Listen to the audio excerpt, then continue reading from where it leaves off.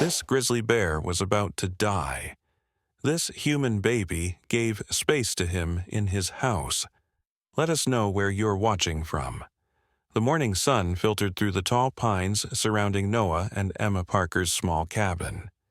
Little Lucy, just 15 months old with bright blue eyes and chubby cheeks, sat on a colorful playmat near the open window. Outside, birds chirped their morning songs while a gentle breeze carried the scent of wildflowers through the room. Lucy giggled as she stacked wooden blocks, completely unaware that this ordinary morning would soon become extraordinary. Noah and Emma had left just minutes earlier to get supplies from the nearby town, leaving Lucy with her grandmother Rose, who was now in the kitchen preparing breakfast. Their cabin sat on the edge of Pinewood Forest, miles from the nearest neighbor, a peaceful retreat that the Parkers had called home since before Lucy was born. A strange sound suddenly cut through the peaceful morning, a deep, pained groan that wasn't quite human. Lucy stopped playing with her blocks and turned toward the window. The sound came again, louder this time, followed by heavy breathing and the cracking of twigs. Lucy pulled herself up on unsteady legs and toddled toward the window, her curiosity overwhelming her usual caution. There, just beyond the wooden fence that surrounded their yard, lay a massive grizzly bear. Its fur was matted with blood on one side, and even to Lucy's young eyes the animal looked terribly hurt. The bear's massive chest heaved with labored breaths. It tried to stand, but collapsed again, letting out another pained groan that sounded almost like a cry for help. Rose was still busy in the kitchen, humming softly as she prepared oatmeal, unaware of the drama unfolding just yards away. Lucy watched the bear with wide eyes. She had seen bears before in her picture books. Her daddy often read her stories about forest animals before bedtime. But this bear wasn't like the happy, smiling creatures in her books. This bear was suffering. The grizzly's eyes, filled with pain and fear, met Lucy's. In that moment, something passed between them, a connection that transcended the natural barrier between wild animal and human child. Lucy didn't see danger. She saw another living being in desperate need of help. The bear tried once more to get up but failed, collapsing heavily onto its side. A low, defeated whimper escaped its throat. Lucy looked back toward the kitchen where her grandmother worked, then again at the suffering animal outside. Without understanding the danger, driven by pure innocence and compassion, Lucy did something that would soon astonish everyone. She pushed her tiny hands against the screen door that led to the backyard. It swung open easily. Noah had forgotten to latch it properly that morning. Lucy stepped outside into the cool morning air, her soft footsteps barely audible on the wooden porch. The bear's eyes followed her, but it made no move to attack or flee. It simply watched as the tiny human approached, too weak perhaps to do anything else. Lucy stood at the edge of the porch, her eyes locked with the bear's. Neither human nor animal knew that what was about to happen would change both their lives forever. The grizzly let out another painful groan, its massive body trembling with effort. Lucy tilted her head, her tiny brow furrowed with concern. She made a soft cooing sound, almost as if trying to tell the bear everything would be okay. Then, with the fearlessness that only comes from pure innocence, Lucy stepped off the porch and took small, wobbly steps toward the injured animal. "Lucy!" Rose's panicked voice suddenly cut through the air. She had finally noticed her granddaughter was missing and rushed to the door, her heart nearly stopping at the sight before her. "Lucy, don't move," she whispered urgently, afraid any sudden sound might provoke the bear. But Lucy was already halfway to the fence, her eyes still fixed on the suffering creature. The bear watched her approach, its eyes reflecting something Rose had never seen in a wild animal before. Recognition, perhaps even trust.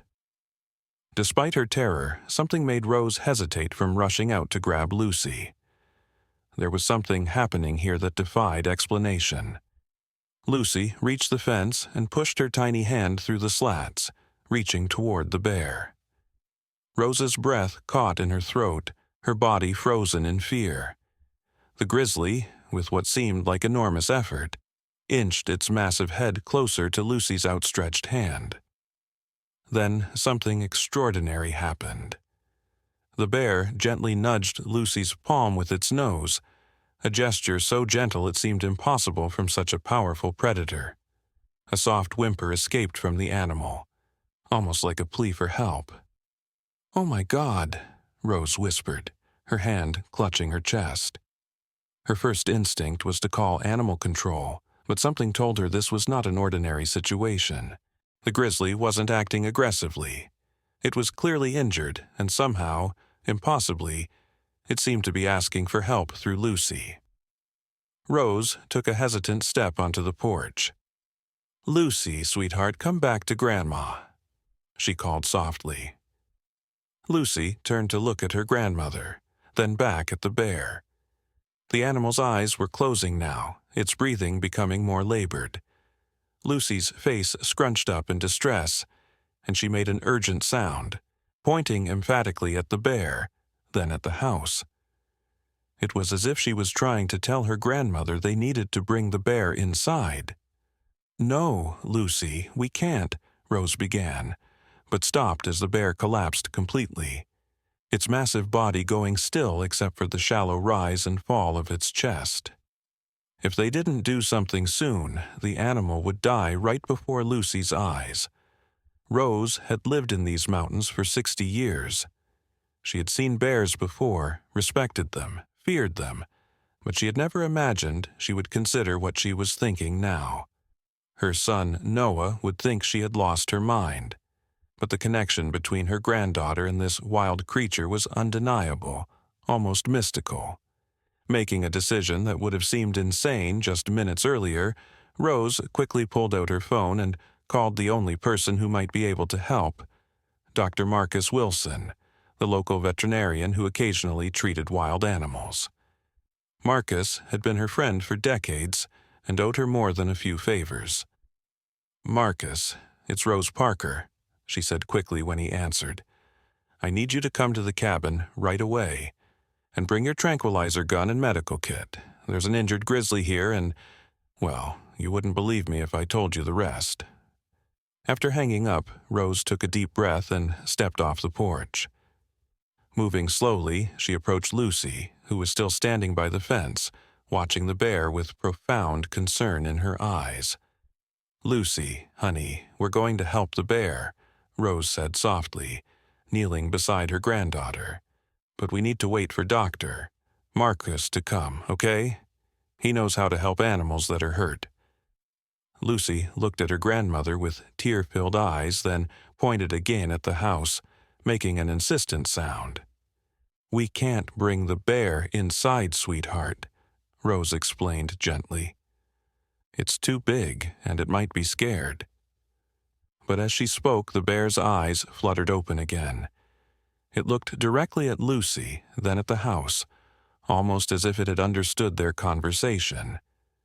With what appeared to be its last reserves of strength, the grizzly began dragging itself toward the gate in the fence. Rose gasped, instinctively pulling Lucy back, but Lucy squirmed in her arms, making distressed noises and reaching toward the bear. The massive animal reached the gate and collapsed against it. The simple wooden structure creaked under its weight, and after a moment, the latch gave way. The gate swung open slowly, and the bear lay half in and half out of the yard, its breathing now coming in short, painful gasps. Rose stood frozen, holding Lucy tightly. She should be terrified. There was now nothing between them and a wounded wild predator. Yet something about this situation felt different. The bear wasn't acting like a wild animal. It seemed almost purposeful.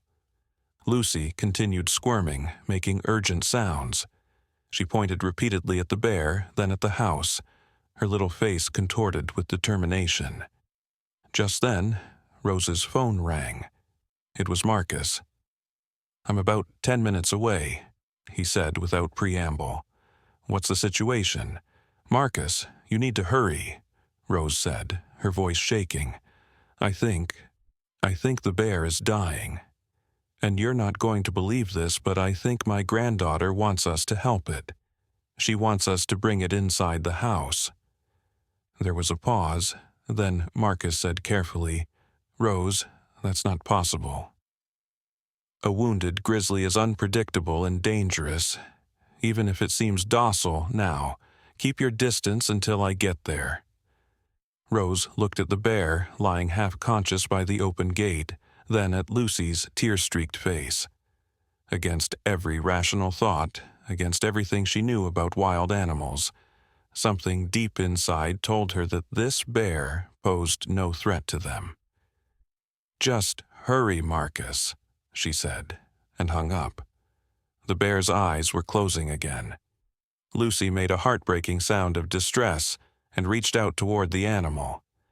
Without fully understanding why, Rose made a decision that would change everything. "Okay, Lucy," she whispered. "We'll try to help the bear until Dr. Marcus comes." She set Lucy down on the porch and went to the shed, returning moments later with a garden cart. The large kind Noah used for hauling firewood. It wasn't ideal, but it was the only thing she had that might support the bear's weight. Moving carefully, Rose approached the injured grizzly. Up close, she could see the extent of its injuries.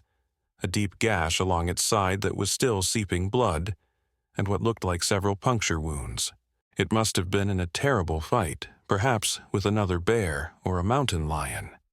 "I must be out of my mind," Rose muttered as she positioned the cart next to the bear. The animal's eyes opened slightly at her approach, but it made no aggressive move. In fact, it seemed to watch her with something like hope. After several tense minutes of maneuvering, pushing, and pulling, with the bear somehow seeming to understand and cooperating as much as its injured state allowed, Rose managed to get the massive animal onto the cart. Its weight made the wooden structure creak alarmingly, but it held. Lucy watched the entire process with intense focus, occasionally making encouraging sounds at the bear when it seemed to be in pain. With tremendous effort, Rose began pulling the cart toward the house. The back porch had a wide ramp Noah had built for easy access, originally intended for bringing in groceries and firewood, not a wounded grizzly bear. Yet here they were. Just as Rose managed to get the cart to the bottom of the ramp, she heard the sound of a vehicle approaching. Marcus had arrived. Dr. Marcus Wilson stepped out of his truck and froze, his medical bag in one hand and tranquilizer gun in the other. The scene before him was unlike anything he had witnessed in 30 years of veterinary practice.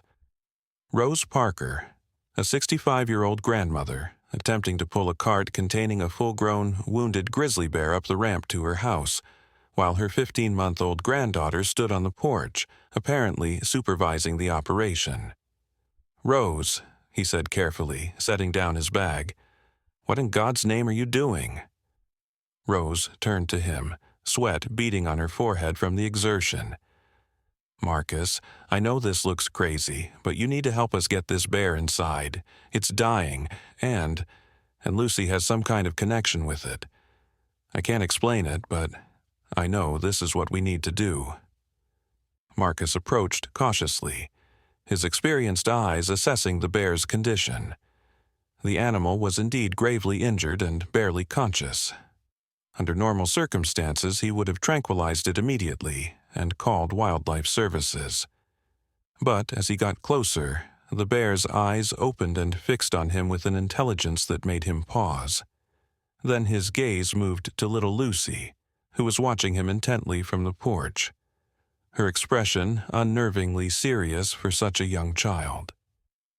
"This is against every protocol," Marcus said quietly, "but I've known you too long to think you've lost your mind completely." He set down the tranquilizer gun and moved to help Rose with the cart. If this bear shows any sign of aggression, though, I'm putting it under immediately." Together, they managed to maneuver the cart up the ramp and through the wide back door into the kitchen. Lucy followed them inside, her eyes never leaving the bear. "Where should we put it?" Marcus asked, still wondering if he was making a terrible mistake. "In the living room," Rose decided. "There's more space there, and we can put down some tarps." They carefully rolled the cart through the kitchen into the spacious living room. Rose quickly laid down several large plastic tarps Noah kept for painting projects, and they gently transferred the bear onto them. The animal let out a pained groan during the process, but remained remarkably docile. As soon as the bear was settled, Lucy toddled over and sat down beside its massive head. To Marcus's astonishment, she placed her tiny hand on the grizzly's snout, making soft, soothing sounds. The bear's eyes, filled with pain, but also something that looked remarkably like gratitude, remained fixed on the child. "I've never seen anything like this," Marcus whispered, kneeling to examine the bear's wounds. "By all rights, even a severely injured grizzly should be aggressive around humans, especially with a child this close. This defies everything I know about bear behavior." "I told you there was a connection," Rose said quietly. "It's like they understand each other somehow." Marcus began unpacking his medical supplies, his mind racing to adapt his knowledge of wildlife medicine to this unprecedented situation. "These wounds are severe," he said after a preliminary examination. "Multiple deep lacerations and what looks like bite marks from another bear, probably a territorial dispute. He's lost a lot of blood, and there might be internal injuries as well." "Can you help him?" Rose asked. Marcus hesitated. "I'll do what I can, but he needs more than I can provide here.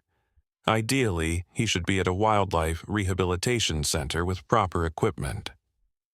Lucy made a distressed sound, looking up at Marcus with pleading eyes. "But I'll start by cleaning and treating these wounds," he added quickly. "And I can give him antibiotics and something for the pain. It's a miracle he survived this long, to be honest." As Marcus worked, Lucy remained by the bear's head, occasionally stroking its fur with gentle hands. The grizzly remained still, only occasionally making soft sounds of discomfort when Marcus treated a particularly painful area. "This is extraordinary," Marcus murmured as he worked. "It's almost as if he knows we're trying to help him." "Lucy knew," Rose said softly. "Somehow, she knew before any of us." Just as Marcus was finishing bandaging the worst of the wounds, they heard the sound of a car pulling up outside. Noah and Emma had returned from town. Rose and Marcus exchanged alarmed glances. "How exactly do you plan to explain this to your son?" Marcus asked. Before Rose could answer, the front door opened, and Noah's voice called out, "Mom?" "Lucy, we're back." There was no time to hide what they had done. Rose took a deep breath and walked to the hallway to intercept Noah and Emma before they entered the living room. "Noah, Emma," she said, her voice remarkably steady. "There's something in the living room that's going to shock you, but I need you to stay calm and let me explain before you react." Noah's expression immediately changed to concern. "Mom, what's going on? Is Lucy okay?" "Lucy is fine," Rose assured him quickly. "Better than fine, actually. She's making a new friend, a rather unusual friend." "What are you talking about?" Emma asked, her arms full of grocery bags. Instead of trying to explain further, Rose stepped aside and gestured for them to look into the living room. Noah moved forward first, then stopped abruptly in the doorway, nearly causing Emma to crash into him from behind. "What the—" Noah's voice died in his throat as he took in the scene. His baby daughter sitting calmly beside the head of an enormous, bandaged grizzly bear that was lying on tarps in the middle of his living room, while Marcus Wilson knelt beside it, adjusting an IV drip that was now running into the animal's foreleg. The grocery bag slipped from Emma's hands, sending apples rolling across the floor. "Lucy!" she gasped, instinctively moving forward to snatch her daughter away from danger. "Wait," Rose said firmly, catching Emma's arm. "Just wait and watch for a moment. She's not in danger." As if to prove Rose's point, Lucy looked up at her parents and smiled, then turned back to the bear and patted its head gently. The grizzly's eyes, though clouded with pain, watched the child with what could only be described as affection. "This can't be real," Noah whispered, his face pale. "That's a wild grizzly bear in our living room. A very injured grizzly bear that your daughter somehow bonded with," Marcus corrected, not looking up from his work. "I can't explain it either, but I've never seen anything like the connection between these two. It's as if they understand each other on some level we can't comprehend."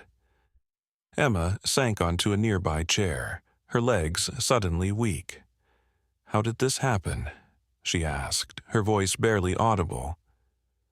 Rose quickly explained the morning's events, how Lucy had spotted the injured bear, how the animal had seemed to seek their help, and the inexplicable bond that had formed between the child and the wild creature. Noah ran his hands through his hair, his expression cycling through disbelief, fear, and amazement. This is impossible," he said finally. "Bears don't behave this way. They're wild animals, predators."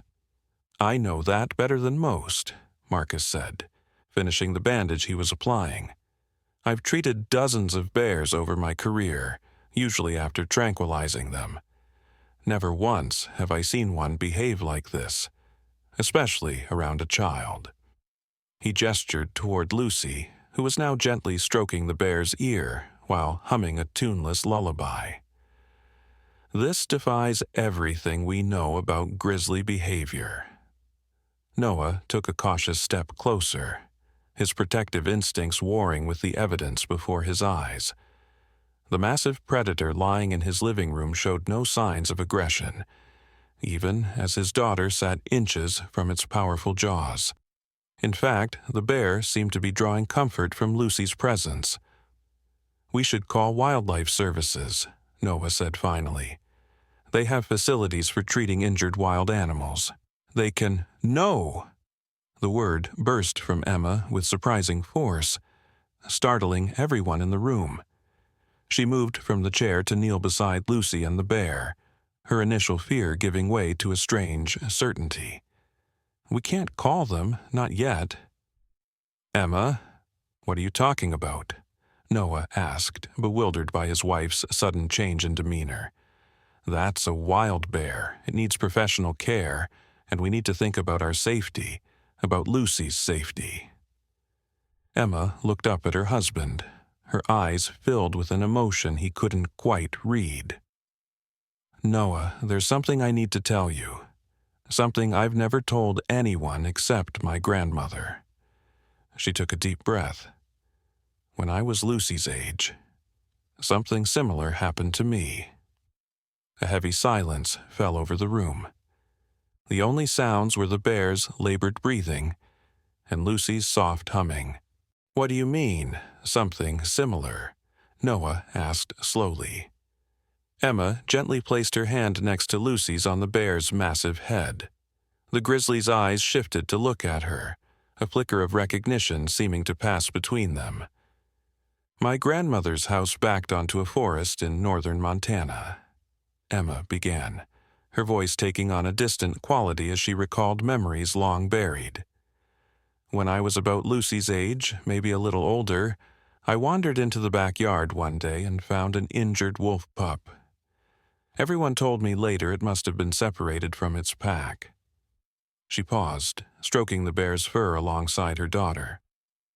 "I don't remember being afraid. I just knew it needed help.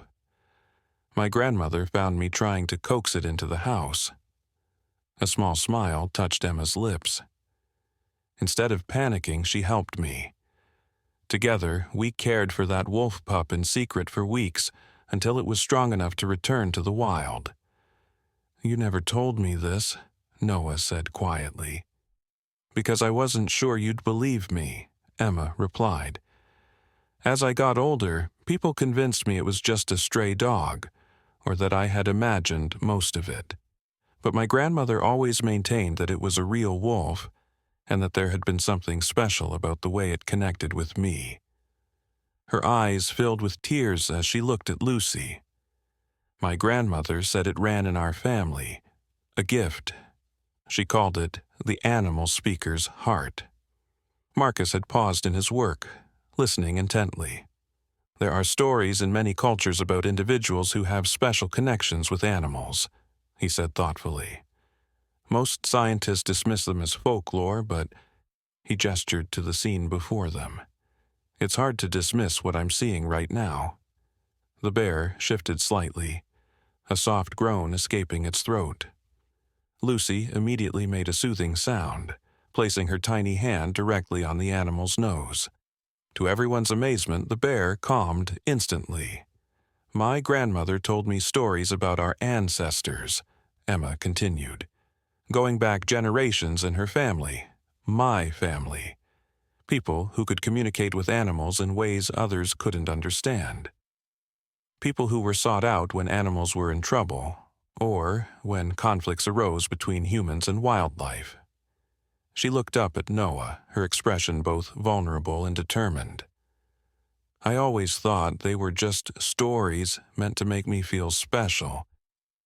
But looking at Lucy now, so you're saying our daughter has some kind of magical ability to talk to animals? Noah asked, his rational mind struggling with the concept. Not magic, Emma said firmly. A different kind of understanding, a connection. She hesitated, then added, My grandmother said it skips generations. She had it, I didn't, but Lucy ... Rose had been listening quietly, but now she spoke up. Noah, I've lived in these mountains my whole life. I've seen bears. They don't act like this one, not unless there's something special happening. She nodded toward Lucy. Your daughter sees something in this bear that we don't, and somehow this bear sees something in her too. Noah looked from his mother to his wife to his daughter, then finally at the injured grizzly bear that was now peacefully resting under his daughter's gentle touch. The situation defied logic, challenged everything he understood about wild animals. Yet the evidence was literally lying on his living room floor. All right, he said finally. Let's say I accept that there's some kind of connection happening here. What exactly are you proposing we do? We can't keep a grizzly bear as a pet, special connection or not. Of course not, Emma agreed. But we can help him heal before calling wildlife services. Give Marcus time to treat his wounds properly. Give him a chance to recover his strength. She looked down at the bear, her expression softening. My grandmother always said that animals sought out people with the gift because they knew they'd be understood. This bear came to Lucy for a reason. Marcus cleared his throat. From a medical perspective, moving him now could be dangerous. He's stabilizing, but barely. The stress of transport could kill him in his current state. How long? Noah asked, his resistance weakening. A few days at minimum, Marcus replied. Maybe a week before he's strong enough to be moved safely. Noah ran his hands through his hair again, a gesture of surrender. This is insane, he muttered, completely insane.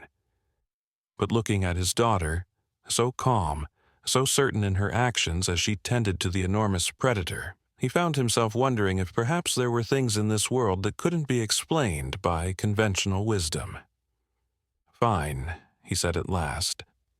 1 week. We'll help the bear recover for 1 week. But we keep this completely secret, and at the first sign of danger, we call wildlife services immediately. Emma smiled, relief flooding her face. Thank you, she whispered. Marcus stood up, wiping his hands on a towel. "I've done what I can for now. The wounds are cleaned and dressed, and I've given him antibiotics and pain medication. I'll need to come back tomorrow to check on him and change the bandages." "Does he have a name?" Noah asked, only half joking, still trying to process the surreal situation. To everyone's surprise, Lucy looked up at her father and spoke a single word with perfect clarity. "Sage." It was so unexpected that the adults all stared at her in shock. Lucy rarely spoke. She was still at the age where most of her communication consisted of babbles and gestures. Yet she had just clearly pronounced what sounded like a name. "Did she just—" Noah began. "She did," Emma confirmed, her eyes wide. "Lucy, what did you say, sweetheart?" "Sage," Lucy repeated confidently, patting the bear's head. "His name, Sage." The bear's eyes opened at the sound of the name, fixing on Lucy with what could only be described as recognition. "Well," Marcus said after a moment of stunned silence, "it seems our patient has a name." Rose shook her head in wonder. "I've never heard Lucy say that word before. How would she even know it?" Emma's hand trembled slightly as she reached out to touch her daughter's shoulder. "The gift," she whispered. "My grandmother said sometimes the animals share things. Knowledge, memories, names." Noah opened his mouth to argue that this was all becoming too far-fetched, but at that moment the bear, Sage, let out a rumbling sound that was almost like a purr as Lucy continued to stroke his fur. The simple, inexplicable reality of what was happening in his living room made any argument seem hollow. "Sage it is," he conceded. Over the next few hours, they worked to make the injured bear as comfortable as possible. Noah built a makeshift enclosure using furniture and baby gates to create a space for Sage that would keep him contained, though it was becoming increasingly clear that the bear had no intention of moving far from Lucy. Marcus provided detailed instructions for Sage's care, changing bandages, administering medication, monitoring for fever or infection. He promised to return the following morning, bringing additional supplies and medication. "I've never treated a bear in a living room before," he admitted as he prepared to leave. "This will be a first for my medical journals." As evening approached, the household settled into an uneasy new normal. Rose prepared dinner while Noah and Emma took turns watching Lucy, who refused to stray far from Sage's side.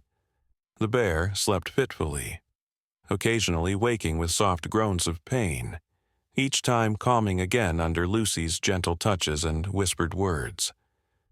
During dinner, Noah couldn't help asking the question that had been troubling him since Emma's revelation. "If this gift runs in your family, why didn't you ever show signs of it?" Emma pushed her food around her plate. "According to my grandmother, it manifests differently in each person, and not everyone who has the potential actually develops it. For some, it might just be an unusual empathy for animals.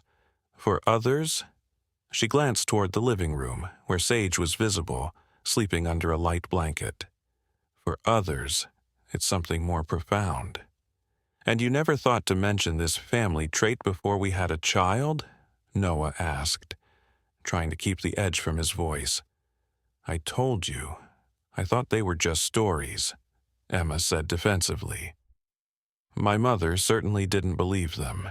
She was embarrassed by my grandmother's superstitions. When the wolf incident happened, my mother convinced everyone it was just a dog, and over time I started to believe that too."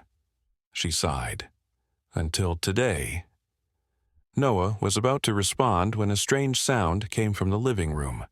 Not the pained groan they had become accustomed to from Sage, but a different noise, almost like a warning. They rushed to the living room to find Sage fully alert, his massive body tense despite his injuries.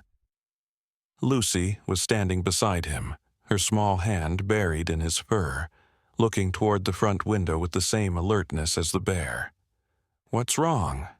Noah whispered, instinctively moving toward his daughter. Before anyone could answer, headlights swept across the window as a vehicle pulled into their driveway. Moments later came the sound of car doors slamming, followed by heavy boots on the porch steps. "Are you expecting someone?" Emma asked Rose, who shook her head. Noah moved cautiously to the window and peered out. His blood ran cold at what he saw. Two men in Montana Fish, Wildlife, and Parks uniforms standing on their porch, one of them raising his hand to knock on the door. "Wildlife officers," he hissed urgently. "How did they—" His eyes fell on Marcus's medical bag, still sitting on the floor near Sage. Of course, as a veterinarian, Marcus was legally obligated to report treating a wild animal, especially a protected species like a grizzly bear. The knock came, loud and official. Sage made another warning sound, low in his throat. Lucy placed her hand on his head, apparently soothing him, but her eyes remained fixed on the door with unusual intensity for a child so young. "What do we do?" Emma whispered, panic clear in her voice. Noah looked at Sage, at Lucy, at the bewildering situation they found themselves in. They had broken numerous wildlife protection laws, harboring an injured bear, failing to report it. They could face serious fines, or worse. Yet something deeper than fear of legal consequences made Noah hesitate to open that door. The connection between his daughter and this wild animal defied explanation, but it was undeniably real. And Noah knew with sudden certainty that if these officers took Sage away now, something precious and mysterious would be lost forever.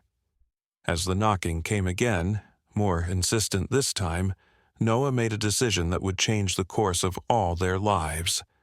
"Take Lucy and Sage to the basement," he whispered urgently to Emma. "Mom, help her. I'll deal with the officers."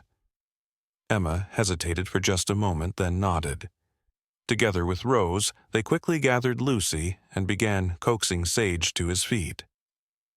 Despite his injuries, the bear seemed to understand the urgency of the situation, and rose painfully, leaning heavily against Emma's side. With agonizing slowness, they made their way toward the basement door as Noah strode to answer the front door. Taking a deep breath to calm himself, Noah opened the door, forcing a surprised expression onto his face. "Can I help you, gentlemen?" he asked, blocking the entrance with his body to prevent them from seeing inside. The taller of the two officers, a weathered man with salt and pepper hair and a thick mustache, introduced himself. "Mr. Parker? I'm Officer Jenkins with Montana Fish, Wildlife, and Parks. This is Officer Ramirez." He gestured to his younger colleague. "We received a report about an injured grizzly bear in this area. Have you seen anything unusual today?" Noah feigned confusion. "A bear? No, can't say that I have. My wife and I were in town most of the day getting supplies." The lie came easily, fueled by his protective instinct. "Just got back a few hours ago." Officer Ramirez's eyes narrowed slightly. "Dr. Wilson didn't contact you?" He reported treating an injured bear somewhere in this vicinity. Noah's mind raced. Marcus had reported the bear, as legally required, but had he specifically mentioned it was at the Parker residence? Noah decided to take a calculated risk. "Marcus? No, haven't heard from him today, though cell reception out here is pretty spotty." He made a show of checking his phone. "No missed calls. Is everything all right?" Jenkins and Ramirez exchanged glances. "Mind if we come in and take a look around, Mr. Parker?" Jenkins asked, his tone making it clear this wasn't really a request. "Just protocol when we're tracking an injured predator." Noah's heart hammered in his chest, but he maintained his calm exterior. "Of course, come on in." He stepped aside, praying that Emma and Rose had successfully hidden all evidence of Sage. As the officers entered, Noah noticed Ramirez's gaze immediately landing on the displaced furniture in the living room and the faint bloodstains on the floor where the tarps had been. "Doing some redecorating?" Ramirez asked pointedly. "My mother decided the furniture needed rearranging," Noah replied smoothly. "As for the stains, my daughter had a nosebleed earlier. Kids, you know, always giving us scares." Jenkins was walking the perimeter of the room, his experienced eyes taking in every detail. "Your daughter, she's how old?" 15 months, Noah answered, desperately hoping that Lucy would remain quiet in the basement. 15 months and getting nosebleeds? Jenkins remarked, his eyebrow raised in skepticism. "It runs in my wife's family," Noah said, the lies now flowing one after another. "Nothing serious, but the doctor says it's something to keep an eye on." Jenkins nodded slowly, clearly not entirely convinced. He moved toward the kitchen, his boots leaving faint tracks on the hardwood floor. "Mind if we check the rest of the house?" Standard procedure when we're looking for a potentially dangerous animal. Noah felt his mouth go dry. "Of course," he said, trying to sound casual. "Though I assure you, if there was a bear anywhere near this house, I'd know about it." As Jenkins turned toward the hallway that led to the basement door, a loud crash suddenly came from outside, followed by the sound of breaking glass. All three men froze, then rushed to the front window. In the driveway, illuminated by the porch light, stood an enormous male grizzly bear, even larger than Sage. It had knocked over the trash cans and was now pawing aggressively at the ground, letting out rumbling growls that sent shivers down Noah's spine. "Oh, holy!" Ramirez breathed, instinctively reaching for the tranquilizer gun strapped to his back. "That's a male in his prime," Jenkins said quietly, his posture tense. "And he's agitated about something." Noah's mind raced. Could this be the bear that had injured Sage? Was it tracking the wounded animal by scent? If so, they were in even greater danger than he'd realized. "Stay inside, Mr. Parker," Jenkins ordered, his voice shifting to a professional command. "Ramirez, call for backup. We'll need to tranquilize and relocate this one before he causes any damage." As the officers focused on the bear outside, Noah seized the opportunity to check on his family, while Jenkins and Ramirez conferred about the best approach to the situation. Noah slipped down the hallway and quietly opened the basement door. Emma was at the bottom of the stairs, her face pale with worry. "What's happening?" she whispered. "There's another bear outside," Noah explained in hushed tones. "A big male. The officers are dealing with it. How's Sage?" "He got really agitated a few minutes ago," Emma replied. "Started making these low sounds. Lucy's been trying to calm him, but he seems, I don't know, almost afraid." Noah glanced over Emma's shoulder to where Lucy sat beside Sage in the dim basement light. The wounded bear's eyes were alert despite his injuries, his massive head raised as if listening intently to something the humans couldn't hear. "I think the bear outside might be the one that attacked Sage," Noah whispered. "Keep him quiet if you can. The officers mustn't hear him."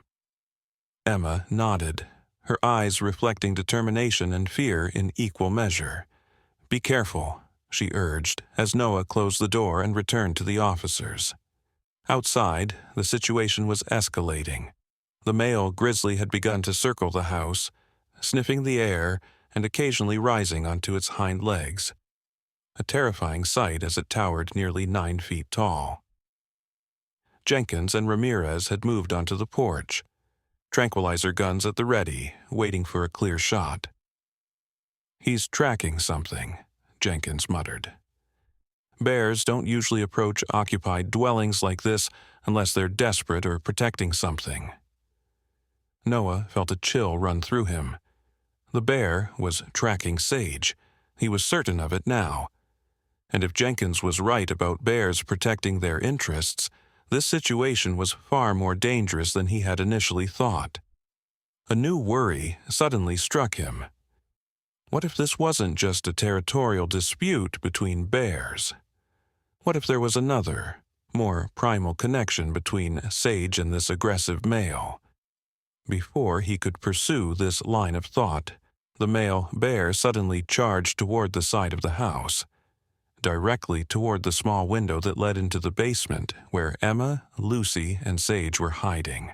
"He's going to break through the window," Noah shouted, panic overwhelming his caution. Jenkins and Ramirez reacted instantly, raising their tranquilizer guns and firing in quick succession. The darts found their mark in the bear's massive shoulder, but the animal's momentum carried it forward several more yards before it began to slow. Without thinking, Noah ran back inside and down to the basement, taking the stairs two at a time. He burst through the door to find Emma clutching Lucy protectively, while Sage had somehow managed to position himself between them and the window, despite his injuries. The wounded grizzly was on his feet, swaying with weakness but facing the window with fierce determination, a low growl emanating from deep in his chest. The small basement window shattered as the male bear's paw smashed through it, sending glass flying across the room. Lucy screamed, a high, frightened sound that cut through Noah like a knife. Then something extraordinary happened. Sage, drawing on reserves of strength that seemed impossible given his condition, let out a deafening roar and lurched forward to meet the intruding paw. His massive jaws clamped down on the other bear's foreleg, eliciting a howl of pain from outside. The male bear tried to pull back, but Sage held firm, his entire body trembling with the effort. Blood, both old and fresh, soaked through his bandages as his wounds reopened under the strain.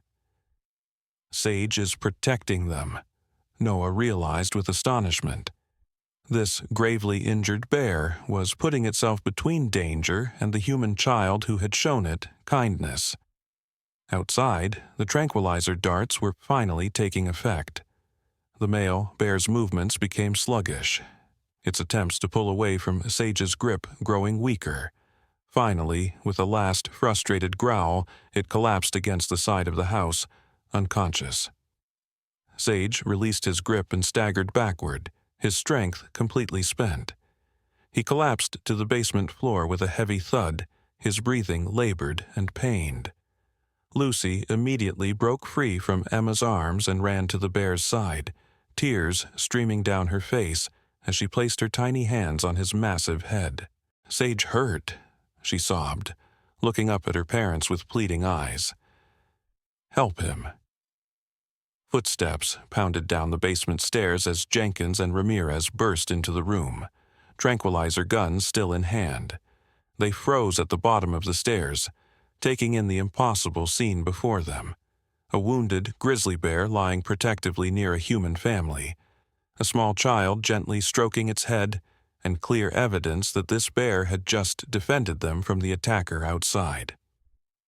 "What in God's name?"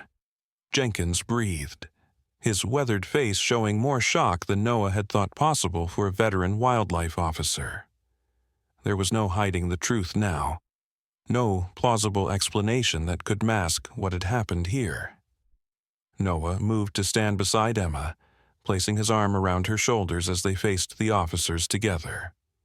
"I can explain," Noah began, though he wasn't entirely sure how he could possibly make sense of what had transpired.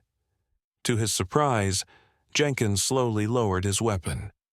"I've been working with grizzlies for 27 years, he said quietly, his eyes fixed on Lucy and Sage. "Never in my life have I seen anything like this." He turned to Noah. "This is the injured bear, Doctor," Wilson reported, "isn't it?" Noah nodded, resigned to whatever consequences might follow. "His name is Sage, my daughter. She has a special connection with him. He was dying, and she somehow knew he needed help. Ramirez looked skeptical, but Jenkins continued to stare at the scene before him with an expression that had shifted from shock to something like wonder. "Sir," Ramirez began, "protocol dictates." "I know what protocol dictates," Jenkins interrupted, not taking his eyes off Lucy and Sage. Then, after a long moment, he said something that stunned everyone in the room. "My grandmother was Blackfeet. She used to tell stories about children who could speak with animals. Medicine children, she called them." He took a step closer to Lucy and Sage, his expression softening. "I always thought they were just stories." Lucy looked up at Jenkins, her tears subsiding as she sensed the change in his demeanor. "Sage, good bear," she said simply. "He stay till better." Jenkins knelt down, maintaining a respectful distance from the injured grizzly. "Your little girl might be right, Mr. Parker. I've never seen a bear act protectively toward humans like this." He gestured toward the window where the male bear's unconscious form was visible. "That big male out there has been causing problems all across the northern range. We've been tracking him for weeks. He's injured 3 hikers and killed at least 2 other bears." He looked at Sage with new understanding. "I'm guessing this one was one of his victims, but somehow survived and found his way here." Noah felt a wave of relief washing over him. Jenkins, at least, seemed to be accepting the extraordinary circumstances before him, but Ramirez remained rigid, his hand still tight on his weapon. "Officer Jenkins, we can't just leave an apex predator with a family, especially one with a child," Ramirez said firmly. "It violates every regulation we have." Jenkins stood up slowly, facing his younger colleague. "Ramirez, sometimes in this job you encounter situations that don't fit neatly into regulations." He gestured toward Sage. "Look at that bear, really look at him. He's severely injured, yet he just defended this family from a much stronger male. That doesn't happen in nature." "So, what are you suggesting?" Ramirez demanded, clearly uncomfortable with the direction this was taking. Jenkins turned back to Noah and Emma. "How long has Dr. Wilson given for recovery?" "About a week before he'd be strong enough to transport safely," Emma replied, hope beginning to bloom in her voice. Jenkins nodded thoughtfully. "Here's what we're going to do," he said after a moment. "The male outside is going to be relocated far from here, probably to the north side of Glacier National Park. As for this one..." He looked at Sage, at Lucy still comforting the injured bear. "Officially, we found an injured male grizzly that will be transported to a wildlife rehabilitation facility once stable enough to move." "And unofficially?" Noah asked. "Unofficially, Doctor, Wilson will continue treating him here until he's strong enough to be moved," Jenkins said. "I'll come by daily to check on the situation and help however I can." He fixed Noah with a serious look. "1 week, Mr. Parker. After that, we'll need to make arrangements for him no matter what. Understood?" Noah nodded, relief and gratitude washing over him. "Understood. Thank you." Ramirez looked like he wanted to object further, but Jenkins gave him a look that silenced any protest. "We need to deal with the bear outside," Jenkins said firmly. "Then we'll come back and discuss the details." As the officers left to handle the unconscious male bear, Noah and Emma exchanged looks of disbelief and relief. Rose, who had been quietly observing from the corner of the basement, finally spoke up. "That man has seen something like this before," she said softly. "Or at least, he's heard stories similar enough to believe what he's seeing." Emma knelt beside Lucy and Sage, gently checking the bear's reopened wounds. "We need to call Marcus," she said urgently. "Sage has torn some of his stitches." Noah was already pulling out his phone when Lucy made a soft, crooning sound that captured everyone's attention. She had placed both hands on Sage's massive head and was looking into his eyes with an intensity that seemed impossible for a child so young. The bear's labored breathing seemed to ease slightly, his eyes fixed on Lucy's face with unmistakable trust. "Thank you," Lucy said clearly, her small fingers gently stroking the bear's fur. "Thank you. Save us." Noah felt a lump form in his throat as he watched his daughter communicate with the wounded grizzly in a way that transcended normal understanding. Whatever gift she possessed, whatever connection she shared with this wild creature, it was real and profound. As he dialed Marcus's number, Noah knew that their lives had changed irrevocably. The world had suddenly become both more dangerous and more wondrous than he had ever imagined. And at the center of this new reality was his daughter, a tiny, compassionate being who could apparently bridge the gap between human and animal in ways that defied explanation. Marcus arrived within 30 minutes, his medical bag more fully stocked this time. He worked quickly to repair Sage's reopened wounds, his experienced hands gentle but efficient. Lucy refused to leave the bear's side throughout the procedure, occasionally whispering words of comfort that seemed to keep Sage calm despite the pain. "He's lost more blood, but the damage isn't as bad as it could have been," Marcus reported as he finished applying fresh bandages. The fact that he could move at all, let alone defend against another bear, is nothing short of miraculous. Jenkins and Ramirez returned after handling the male bear, which had been loaded into a transport cage and was already on its way to a release site far from the Parker home.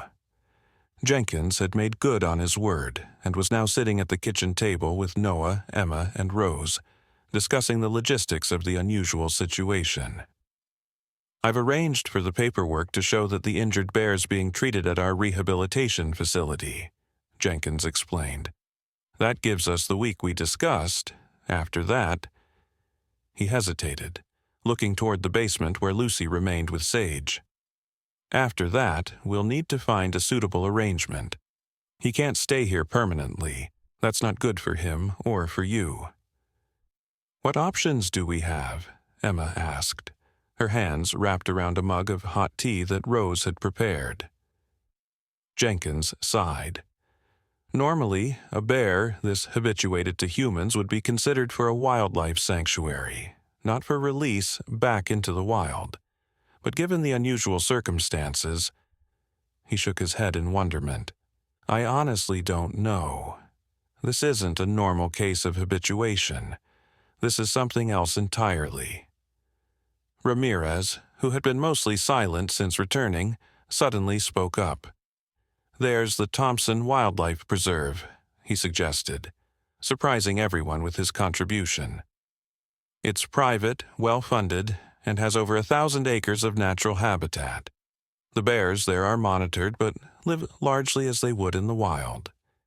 He looked slightly embarrassed as all eyes turned to him. "My sister works there as a biologist. They've handled special cases before." Jenkins considered this. "That's actually a good suggestion, Ramirez." He looked at Noah and Emma. "The Thompson Preserve is about 100 miles north of here. It would mean Sage would be relatively close, but in an environment where he could recover fully and eventually live as naturally as possible." Emma's eyes lit up with hope. "Would we be able to visit him? Would Lucy?" Jenkins exchanged a look with Ramirez. "That would be highly unusual," he admitted. "But then, everything about this situation is unusual. I suppose special arrangements could be made, given the circumstances." Noah, who had been quiet for much of the conversation, finally spoke. "What about Lucy's ability? Should we be concerned about that?" Jenkins leaned back in his chair, his weathered face thoughtful. "Mr. Parker, I grew up hearing my grandmother's stories about children who could communicate with animals. Most people dismiss them as superstition or folklore, but there have always been accounts throughout history across different cultures of humans who possessed unusual connections with the natural world. He looked Noah directly in the eyes. "Your daughter appears to be one of those rare individuals. Is that something to be concerned about?" "I don't think so." "Something to protect and nurture carefully?" "Absolutely." Emma reached across the table to take Noah's hand. "We'll figure it out," she said softly. "One day at a time." As if on cue, a small sound drew their attention to the basement door. Lucy stood there, her tiny frame silhouetted against the dim light behind her. "Sage hungry," she announced simply. The adults exchanged glances, momentarily baffled by this new, practical challenge.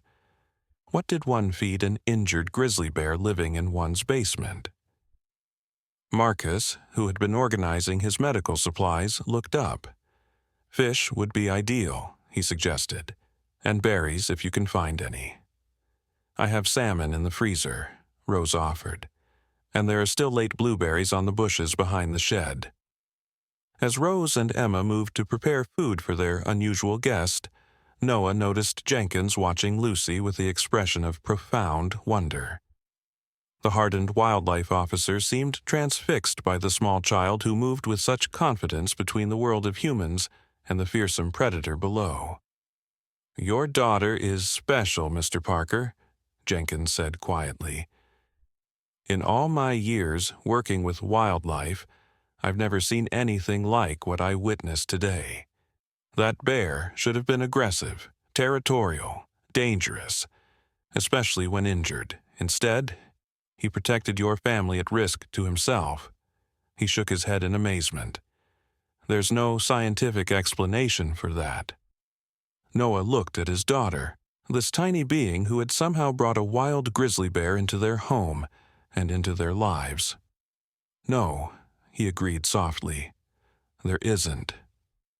Later that night, after Jenkins and Ramirez had left with promises to return the following day, after Marcus had provided final instructions for Sage's overnight care, after Rose had retired to the guest room, Noah and Emma stood at the basement door, watching their daughter.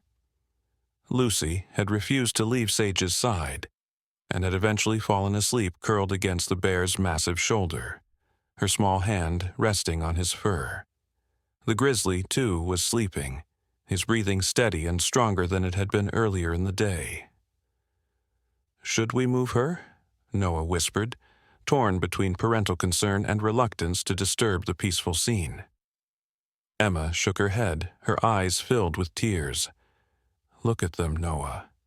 Have you ever seen Lucy so content, so complete?" She leaned against him, her voice soft with wonder. "My grandmother would say that Lucy has found her spirit animal, the being that shares her soul and teaches her about her place in the world." Noah wrapped his arm around his wife's shoulders, trying to reconcile his rational mind with the inexplicable reality before him. How do we protect her? From those who wouldn't understand, who might fear what she can do or try to exploit it. Emma was quiet for a long moment. "We teach her to be wise about her gift," she said finally.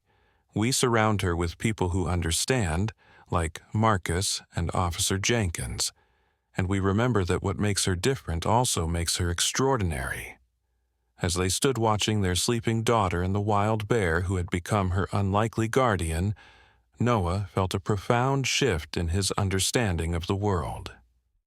There were mysteries here that science couldn't explain, connections that defied conventional wisdom, and his daughter stood at the center of this new reality, a tiny bridge between worlds that had always existed separately. "We should get some sleep," Emma whispered after a while. "Tomorrow's going to be a long day." Noah nodded, but neither of them moved, both reluctant to break the spell of the moment. Finally, Emma gently laid a blanket over Lucy and turned off all but a small nightlight in the corner of the basement. Together, they climbed the stairs, leaving the door slightly ajar so they could hear if Lucy needed them during the night. Neither slept much. Noah tossed and turned, his mind racing with questions, concerns, and wonder. Emma lay beside him, equally awake, occasionally reaching out to squeeze his hand in silent understanding. This was uncharted territory for both of them. Not just the practical challenges of having a wounded grizzly bear in their home, but the deeper implications of their daughter's apparent gift. Dawn broke with a gentle wash of gold across the mountains visible from their bedroom window. Noah was just drifting into a fitful sleep when the sound of laughter, Lucy's bright, joyful giggle, pulled him fully awake. He and Emma exchanged quick, concerned glances before rushing downstairs and to the basement door. What they saw stopped them in their tracks. Lucy was sitting cross-legged on the floor in front of Sage, her tiny face animated with delight. The massive bear lay on his side, looking remarkably better than he had the night before. His eyes were alert, focused entirely on Lucy as she chattered away in a mixture of recognizable words and baby talk. But the truly astonishing thing was that Sage appeared to be responding, making soft rumbling sounds when Lucy paused, as if participating in a conversation. "Is she talking with him?" Noah whispered, his voice barely audible. Emma's eyes were wide with wonder. "I think she is," she replied softly. "My grandmother used to say that those with the gift could understand animal languages, not just sense their emotions." They watched in amazement as Lucy giggled again, reaching out to pat Sage's enormous paw. The bear gently moved his paw, turning it over to reveal the sensitive pad underneath. A gesture of trust that was remarkable for any wild animal, let alone a predator like a grizzly. "Good morning," Rose's voice came from behind them, causing both Noah and Emma to jump slightly. Rose peered past them into the basement, taking in the scene with a mixture of caution and fascination. "Has he eaten anything?" "We haven't checked yet," Emma admitted, reluctant to interrupt whatever was happening between Lucy and Sage. As if hearing her mother's words, Lucy looked up at that moment and spotted her parents and grandmother watching from the doorway. "Sage better?" she announced cheerfully, patting the bear's shoulder. "Hungry now." The three adults exchanged glances of surprise at Lucy's suddenly expanded vocabulary. Since when did their 15-month-old speak in such clear, concise sentences? "I'll warm up that salmon," Rose said after a moment, turning toward the kitchen. Noah and Emma descended the stairs cautiously, still somewhat in awe of the massive predator in their basement despite the events of the previous day. "Good morning, Lucy," Emma said softly, kneeling a few feet away from her daughter and Sage. "Did you and Sage have a good sleep?" Lucy nodded enthusiastically. "Sage, tell me stories," she said, her pronunciation remarkably clear. "About forest and mountains and baby bears." Noah felt a chill run down his spine. It wasn't just that Lucy was suddenly speaking much more fluently than she had been just yesterday. It was the content of what she was saying. Was Sage actually communicating complex concepts to her? The implications were staggering.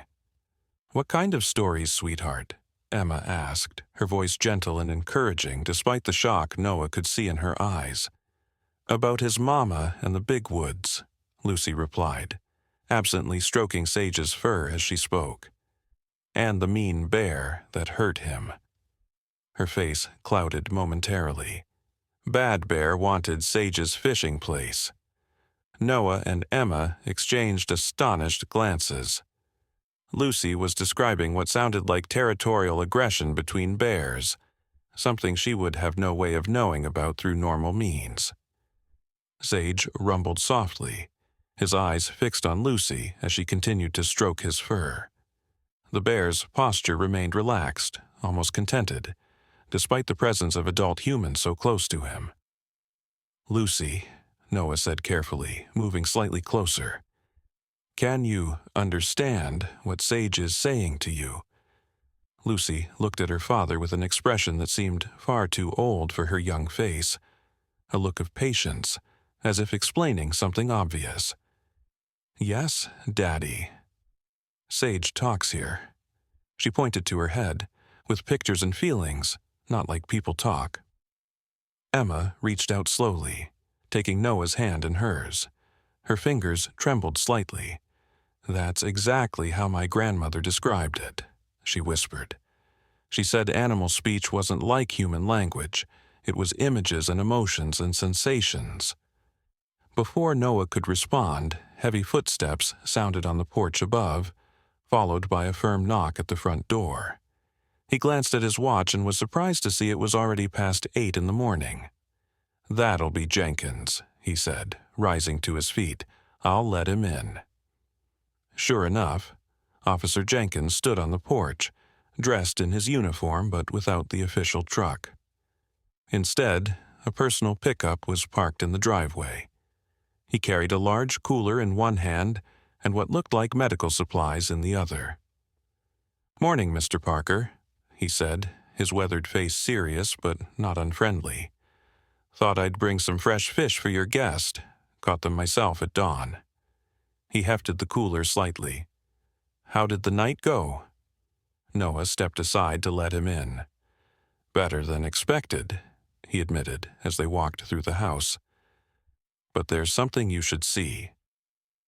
Jenkins followed Noah down to the basement, where Emma was still kneeling near Lucy and Sage. The wildlife officer paused on the stairs, his professional demeanor momentarily cracking as he took in the scene. Well, I'll be damned, he murmured. Look at that. Lucy looked up at Jenkins's voice, studying him with curious eyes. Sage, too, shifted his attention to the newcomer, his posture changing slightly, not aggressive but more alert. It's okay, Sage, Lucy said, patting the bear reassuringly. He's a helping man. Jenkins's eyebrows shot up at Lucy's clear speech. He looked questioningly at Noah, who shook his head slightly, indicating this was as surprising to them as it was to Jenkins. That's right, little one, Jenkins said, slowly descending the remaining stairs.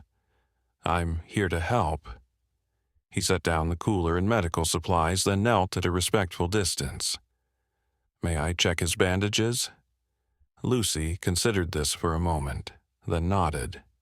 Sage says okay, but gentle. Still hurts here. She pointed to the bear's side where the deepest wounds were located. Jenkins shot a startled look at Noah and Emma. She can tell you where he's hurting. Emma nodded, her expression a mixture of pride and apprehension. It seems her ability has developed significantly overnight. She says Sage tells her stories with pictures and feelings in her head. Jenkins was quiet for a long moment, observing Lucy and Sage with intense focus. Finally, he nodded slowly. My grandmother said the gift grows stronger with use, that once the connection is made, it deepens quickly. He turned to Lucy. Can you ask Sage if it's okay for me to look at his wounds? Lucy didn't need to speak aloud. She simply placed her small hand on Sage's massive head and looked into his eyes. After a moment, she nodded. He says, okay, but he's scared of the smelly medicine. Jenkins blinked in surprise. The antiseptic, he said, understanding dawning. Yes, it does have a strong smell. Tell him I'll be as quick as I can. As Jenkins carefully examined and rebandaged Sage's wounds, Noah pulled Emma aside, his voice low. This is happening so fast. Yesterday she was barely stringing 2 words together, and now she's having full conversations and translating for a bear. Emma squeezed his hand. My grandmother told me that in the old stories, the gift would sometimes manifest suddenly in times of great need. Perhaps Sage's presence, his need for someone who could understand him, triggered something in Lucy. The sound of the front door opening again announced Marcus's arrival. Rose led him down to the basement, where he immediately joined Jenkins in examining Sage. "His recovery is remarkable," Marcus said after a thorough check. "Given the severity of his wounds, I would have expected him to be far weaker today. Instead, his vital signs are stronger, and there's already signs of healing around the less severe lacerations." "Sage is strong," Lucy said firmly, settling herself against the bear's shoulder in a gesture of casual intimacy that would have been terrifying under any other circumstances. "He's a healing bear." Marcus looked startled at Lucy's clear speech, but quickly recovered his professional demeanor. "Well, he certainly seems to be healing faster than I would have expected," he agreed, packing up his medical supplies. "The antibiotics are doing their job, and whatever your connection is with him, young lady, it seems to be helping too." As the day progressed, a routine of sorts began to establish itself. Jenkins and Marcus came and went, bringing supplies and checking on Sage's condition. Rose prepared meals for both the humans and, with Lucy's guidance, foods that Sage could eat comfortably. Noah and Emma watched in amazement as their daughter continued to act as interpreter between Sage and the humans, her vocabulary and confidence growing by the hour. By late afternoon, Sage was strong enough to stand and move around the basement, albeit slowly and with obvious pain. Lucy stayed by his side constantly, sometimes speaking aloud to him, other times communicating in silent exchanges that the adults could only guess at. As evening approached, Noah found himself sitting on the basement stairs, watching his daughter and the bear. Emma joined him, her shoulder pressing against his in silent support. "What happens when the week is up?" Noah asked quietly. "How do we explain to her that Sage has to leave?" Emma leaned her head against his shoulder. I think she already knows," she replied softly. "Earlier, I heard her telling him about the big forest place where he would go to get all better. She seemed to understand it was temporary." Noah felt a mixture of relief and sadness at this. While part of him would certainly be glad to no longer have a full-grown grizzly bear in their home, another part had come to appreciate the miracle that was unfolding before them. This impossible connection between his daughter and a wild creature. The sound of vehicles outside drew their attention. Multiple vehicles by the sound of it. Far more than just Jenkins or Marcus returning. "Are we expecting anyone?" Emma asked, suddenly tense. Noah shook his head, rising to his feet. "Stay with Lucy and Sage," he said, heading upstairs. Through the front window, he saw a disturbing sight. 3 official Montana Fish, Wildlife and Parks trucks, along with what looked like a news van from the local television station. His heart sank as he watched Officer Ramirez step out of one of the trucks, accompanied by a man in a suit who carried himself with the air of someone in authority. Rose appeared beside Noah, her face grim. "I was afraid this might happen," she said quietly. Young Ramirez didn't seem as convinced as Jenkins. Noah's mind raced. Jenkins had arranged for the paperwork to show Sage was at a rehabilitation facility, but clearly Ramirez had reported the truth to his superiors, and somehow the media had gotten wind of the story. The knock at the door came loud and insistent. Noah took a deep breath, steeling himself for what was to come. He opened the door to find the man in the suit standing front and center, flanked by Ramirez and 2 other uniformed officers. "Mr. Parker, I'm Director Howard Sullivan of Montana Fish, Wildlife and Parks," the man said, his tone coldly official. "I understand you're harboring an injured grizzly bear on these premises without proper authorization. I have a warrant to search the property and remove the animal to an approved facility." Behind them, Noah could see a news reporter and cameraman attempting to get closer to the house, only to be held back by one of the officers. Noah felt a surge of anger at Ramirez, who at least had the decency to look somewhat uncomfortable. "Officer Jenkins is overseeing the situation," Noah said, fighting to keep his voice steady. "He approved a temporary arrangement until the bear is strong enough to be moved safely." Director Sullivan's expression hardened. "Officer Jenkins has been temporarily relieved of his duties pending an investigation into his conduct. Harboring a dangerous predator in a private residence, especially one with a small child present, violates numerous state and federal regulations." He held out the warrant. "Please step aside, Mr. Parker." Noah felt trapped, helpless. Everything was unraveling so quickly. He took the warrant with numb fingers, skimming the official language that authorized them to search the property and seize the bear. "May I at least call Officer Jenkins?"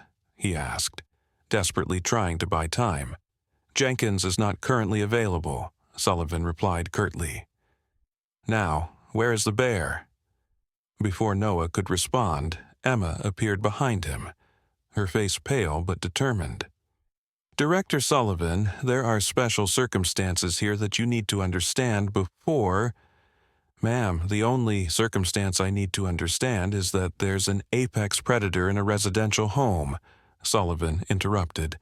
"That situation ends now."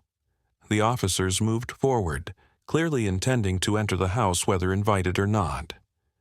Noah and Emma exchanged desperate glances, both knowing there was little they could do to stop what was happening.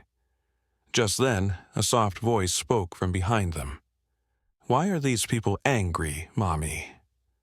All eyes turned to find Lucy standing in the hallway, looking small and confused. Ramirez inhaled sharply, his hand moving instinctively toward his weapon.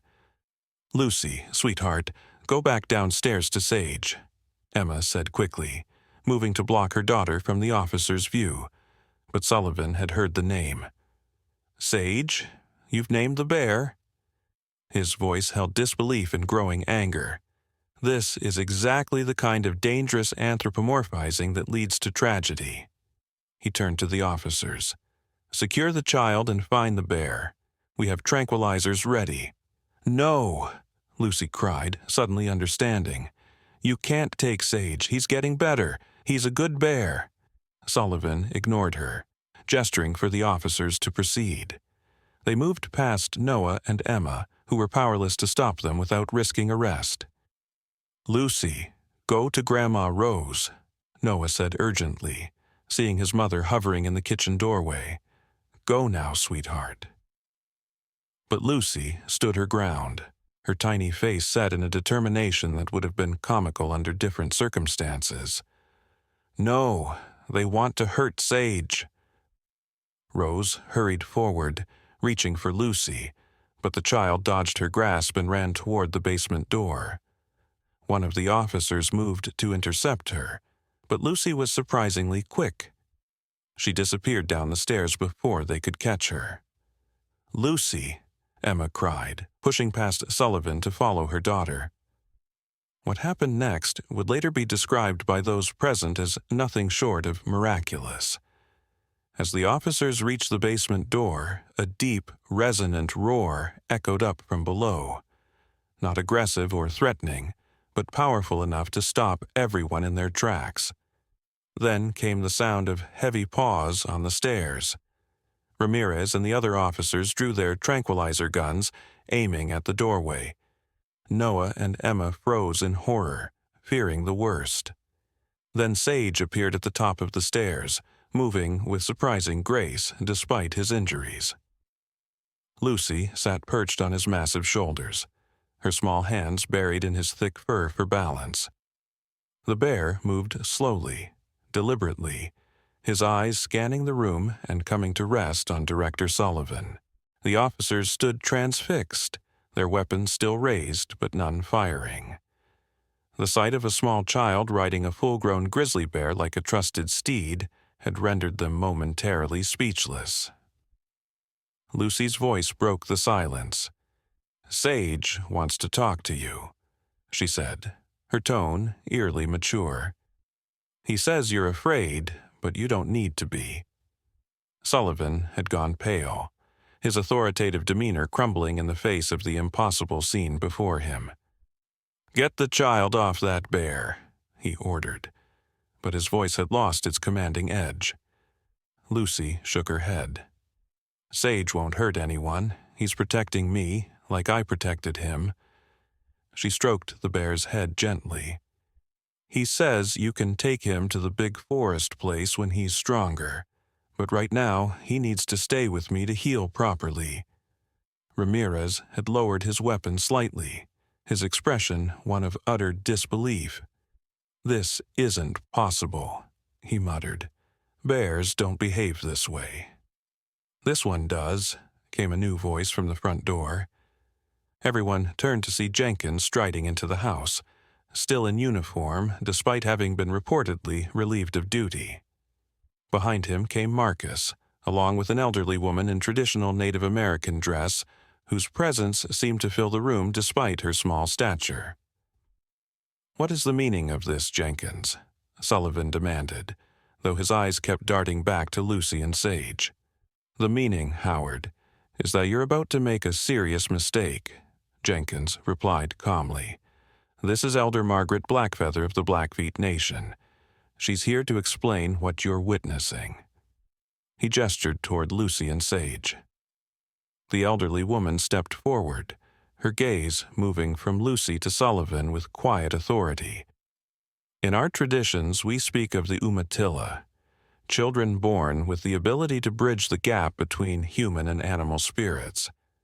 What you see before you is sacred, Director Sullivan, a connection that appears perhaps once in a generation." Sullivan scoffed, though with notably less conviction than before. "This is a matter of public safety, not tribal legends." "Is it?" Elder Blackfeather asked mildly, gesturing toward Lucy and Sage. "Does this look dangerous to you? The child is in no fear. The bear shows no aggression. What does your science say about that?"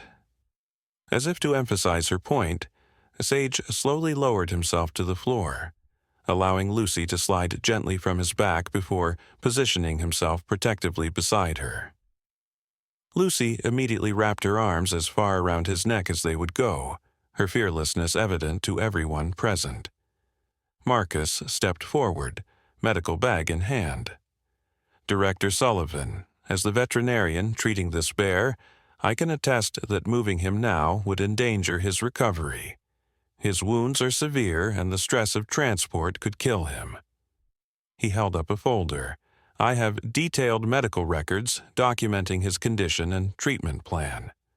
Sullivan looked from Marcus to Jenkins to Elder Blackfeather, then back to Lucy and Sage. The internal struggle was visible on his face, the battle between rigid adherence to protocol and the undeniable reality before him. "The press is outside," Jenkins added quietly. "Think carefully about how you want this story told. Do you want to be the man who forcibly separated a child from an animal she's healing through a gift that science can't explain?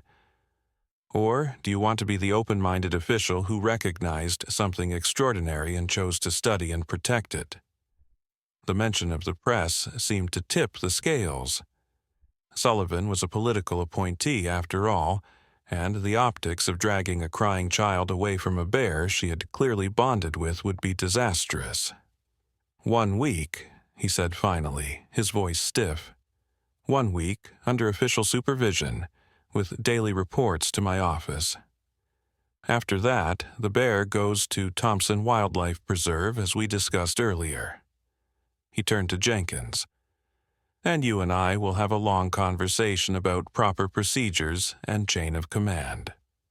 Jenkins nodded, accepting this without argument. "Fair enough." Sullivan turned to the other officers. "Stand down. We're establishing a perimeter around the property. No press allowed past the main road." He fixed Noah and Emma with a stern look. 1 week, not a day more.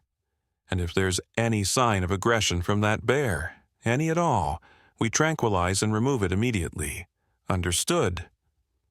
Noah and Emma nodded, relief washing over them in powerful waves. The crisis had been averted, at least temporarily. As Sullivan and the other officers filed out, Elder Blackfeather approached Lucy and Sage. The bear watched her with calm eyes as she knelt before them both. "You have a rare and precious gift, little one," she said softly to Lucy. "And you," she addressed Sage directly, "have found a worthy friend in this child."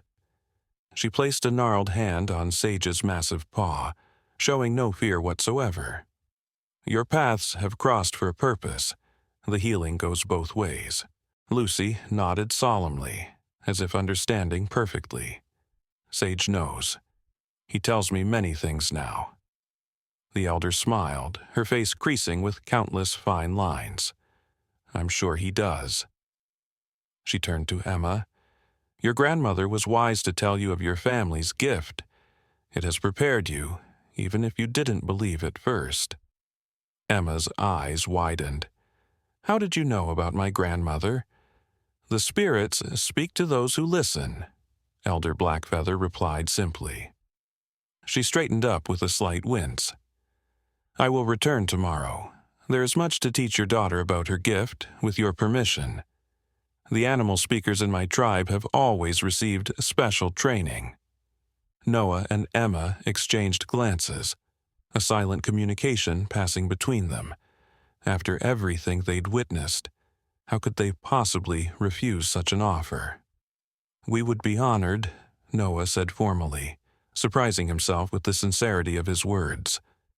As Jenkins escorted Elder Blackfeather out, promising to return later, and Marcus went back to checking Sage's bandages, Noah and Emma found themselves watching their daughter with new eyes. Lucy was whispering something to Sage, her tiny hand stroking his fur with absolute comfort and familiarity. The bear's eyes were half closed, a picture of contentment despite his injuries. "Our lives will never be the same, will they?" Noah asked softly. Emma leaned against him, a small smile playing on her lips. "No," she agreed. "They'll be more extraordinary than we ever imagined." Outside, the sun was setting behind the mountains, painting the sky in shades of gold and purple. Inside, a family stood at the threshold of a new understanding, of nature, of connection, of possibilities they had never dreamed existed. And at the center of it all was a tiny girl and her bear, bound by a wordless language that transcended the barriers humans had placed between themselves and the wild world. The week that followed brought many changes to the Parker household. Under Elder Blackfeather's guidance, Lucy began to learn how to manage and direct her extraordinary gift. The elder visited daily, often accompanied by Jenkins, who had been officially assigned to oversee the unique situation after a tense but ultimately productive meeting with Director Sullivan. Sage's recovery progressed with remarkable speed. Marcus called it medically impossible how quickly the severe wounds were healing, but Elder Blackfeather simply nodded knowingly, watching Lucy and Sage together. "The healing flows between them," she explained. "Each strengthens the other." The connection between Lucy and Sage deepened by the day. She spent hours with him, sometimes talking aloud, sometimes in silent communion that the adults could only guess at. Her own development seemed to accelerate dramatically. Her vocabulary expanded, her coordination improved, and she displayed an awareness of the natural world that was uncanny for a child so young. "She's remembering things through him," Elder Blackfeather explained, when Emma expressed amazement at Lucy suddenly identifying different types of berries and plants she had never been taught about. The knowledge of generations of bears, where to find food, how to move through the forest, how to survive the winter, it all flows to her through their bond. Journalists continued to circle the story, camping at the perimeter Sullivan had established, hoping for a glimpse of the miraculous child and her bear. The family declined all interviews, but the story spread nonetheless through leaks and speculation. "Miracle Child Tames Grizzly," read one tabloid headline. "Native American Magic or Scientific Marvel?" asked another. Noah found himself increasingly frustrated by the sensationalism. "They're missing the point entirely," he complained to Jenkins one evening as they sat on the porch, watching the distant lights of news vans parked along the main road. "This isn't about taming wildlife or some kind of supernatural power. It's about connection, understanding, something we've lost."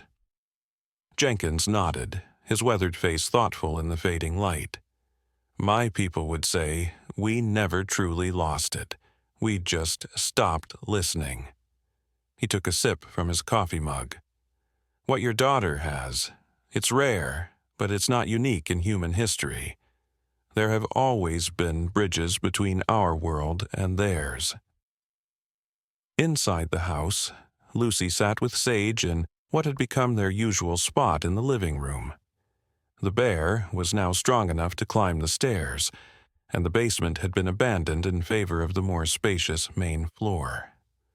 Emma watched from the kitchen as her daughter leaned against Sage's massive side, drawing pictures on a pad of paper. "Look, Mommy," Lucy called, holding up her drawing. "Sage is home." Emma approached, taking the offered paper. The drawing was surprisingly detailed for a child so young. Mountains, trees, a river with fish jumping, and in the center a large bear standing beside a smaller one. "Is this Sage?" Emma asked, pointing to the larger bear. Lucy nodded. "And his sister, she misses him."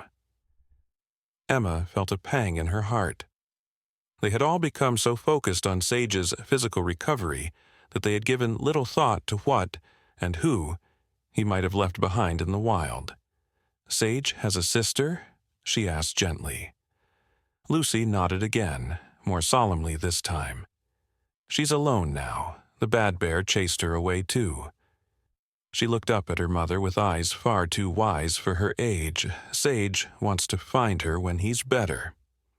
That evening, after Lucy had finally fallen asleep alongside Sage, as had become her habit, Emma shared this revelation with Noah, Jenkins, and Elder Blackfeather, who had stayed late discussing the arrangements for Sage's upcoming transfer to the Thompson Wildlife Preserve. "A sister," Jenkins mused. "That would explain the tracking behavior of the male who attacked him. If he was driving off competing bears from his territory, he might have targeted siblings specifically." Elder Blackfeather nodded thoughtfully. "The bonds between brother and sister bears can be strong, especially if they lost their mother young. It would be a great kindness to reunite them, if possible." Noah ran a hand through his hair, a gesture that had become habitual during the past week of constant surprises. "How would we even begin to find one specific bear in the wilderness?" "The same way we found Sage," Jenkins replied with a small smile. "We follow Lucy's guidance." And so, on the final day of their agreed-upon week, a most unusual expedition set out from the Parker home. Noah and Emma, Lucy and Sage, Jenkins and Elder Blackfeather, along with Marcus for medical supervision and 2 additional wildlife officers for security, all loaded into specially equipped vehicles and headed toward the Thompson Wildlife Preserve. Sullivan had insisted on overseeing the transfer personally, meeting them at the gates of the preserve with a team of biologists and handlers. His attitude had softened somewhat over the week, faced with daily reports and video evidence of the extraordinary bond between Lucy and Sage, but he remained skeptical and vigilant. "Remember our agreement," he warned as they prepared to enter the preserve. "The bear stays here, regardless of the outcome of this search." He still couldn't bring himself to fully acknowledge what Lucy claimed, that Sage could lead them to his missing sister. Lucy, sitting in her father's arms, fixed Sullivan with a surprisingly mature gaze. "Sage understands," she said simply. He just wants to find Autumn." "Autumn?" Sullivan questioned, raising an eyebrow. "His sister's name," Lucy explained, as if it should have been obvious. "In bear thinking, she's the color of fall leaves."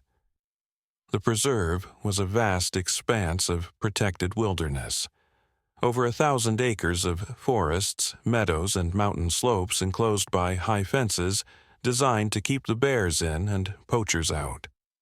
The animals within lived largely as they would in the wild, with minimal human intervention beyond monitoring and occasional medical care. The original plan had been to release Sage in a carefully selected area with good food sources and natural shelter, then monitor his adjustment from a distance. Lucy's revelation about his sister had changed everything. Now, supervised by the wary Sullivan and his team, they followed a narrow service road into the heart of the preserve, with Lucy and Sage in the lead vehicle. "Turn here," Lucy said suddenly, pointing to a barely visible path branching off into dense forest. "Sage smells water." Jenkins, who was driving, looked to Sullivan for permission. After a moment's hesitation, the director nodded. The vehicles followed the rough track until it ended at the edge of a small, pristine lake surrounded by tall pines. Mountains rose in the distance, their peaks still capped with snow despite the summer warmth. "This is it," Lucy whispered, her eyes wide with recognition. "This is like Sage's pictures." They exited the vehicles cautiously, the wildlife officers keeping close watch on the surrounding forest. Sage emerged slowly, his movements now fluid and strong after a week of intensive care, and Lucy's inexplicable healing influence. His wounds had closed, his strength had returned, and his coat had regained its healthy luster. Lucy immediately went to his side, her tiny hand finding its place in his thick fur. Together they stood at the edge of the lake, both looking out over the water with identical expressions of concentration. "She's here," Lucy said after a long moment. "Sage can smell her." Sullivan looked skeptical, but Jenkins quieted him with a gesture. "Wait," he murmured. "Watch." Sage lifted his massive head, testing the air with his sensitive nose. A deep, rumbling sound rose from his chest. Not a growl, but a call. He repeated it, louder this time, the sound echoing across the lake and into the trees beyond. Minutes passed in tense silence. The biologists whispered among themselves, cameras and notepads at the ready. Sullivan checked his watch repeatedly, his patience visibly wearing thin. Then, just as he opened his mouth to call an end to the experiment, movement appeared at the far edge of the lake. A smaller grizzly bear emerged cautiously from the tree line, its nose working the air, its posture alert but not aggressive. "Autumn," Lucy breathed, her face lighting up with joy. "It's her." Sage made the rumbling call again, and the female bear's head snapped toward them.